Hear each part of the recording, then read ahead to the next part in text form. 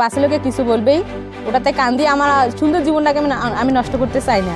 সমালোচনা কখনো সাফল্যকে ঠেকাতে পারে না, আর ভালোবাসার কোনো বয়স হয় না।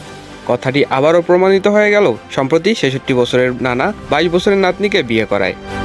লালমনিরহাটের পাটগ্রাম উপজেলার পানবাড়ি এলাকার ৬৬ বছরের বৃদ্ধ শরীফুল ইসলাম সম্প্রতি ২২ বছরের আইরিন আক্তার নামে এক যুবতীকে বিয়ে করেছেন, যা নিয়ে ওই এলাকায় শুরু হয়েছে নানা চাঞ্চল্যকর অবস্থা, নানা আলোচনা সমালোচনা। জানা গেছে গত ২২ মার্চ তাদের দুজনের সম্মতির মধ্যে দিয়েই বিয়ের বন্ধনে আবদ্ধ হন তারা। তবে যুবতী আইরিনের পরিবারের সবাই রাজি থাকলেও রাজি ছিলেন না তার বাবা।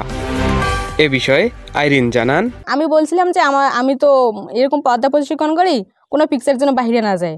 তো কিভাবে একটা পিকচার বাইরে গেছে, মিডিয়ার সামনে গেছে, একটা পেজে গেছে, ওইখান থেকে বিভিন্ন মন্তব্য করতেছে।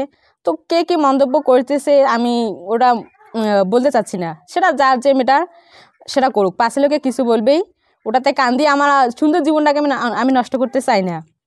এ বিষয়ে শরীফুল ইসলাম জানান, তার বাবা ওই মেয়েটাকে বিয়ে দিচ্ছে, কিন্তু মেয়েটা চাচ্ছে তার লেখাপড়াটা কমপ্লিট করতে। তাহলে সে চাচ্ছে যে ওখান থেকে সে তীরে এসে তরিটাকে ডুবাইতে চাচ্ছে না। তা আমি এই সেন্সেই চিন্তা করলাম, তো তাকে বললাম যে তোমার মতামত কি এখানে? তো বললো যে না, আমার এখানে কোনো দ্বিমত নেই। ভালো কথা। আমি আনুষ্ঠানিকভাবে আমার নাতিকে দিয়ে তার বাবার সঙ্গে কথা বলালাম। তো তার বাবা আবার আমার বয়সটাকে একটু ধরে উনি এটাকে ডিনাই করলেন। এটা তার জন্য ঠিক আছে, পিতা হিসেবে আমি এটাকে খারাপ বলবো না।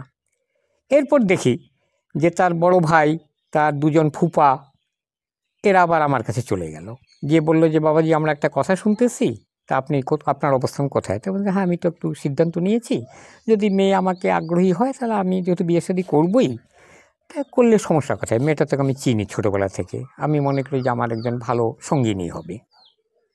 তো বললো যে আপনি যদি রাজি থাকেন তো ব্যাপারটা আমাদের উপরে ছেড়ে দেন।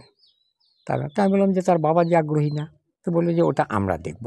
এরপর তাদের সহযোগিতায় 22 তারিখে রাত 10টা সাড়ে 10টার দিকে বিয়েটা হলো।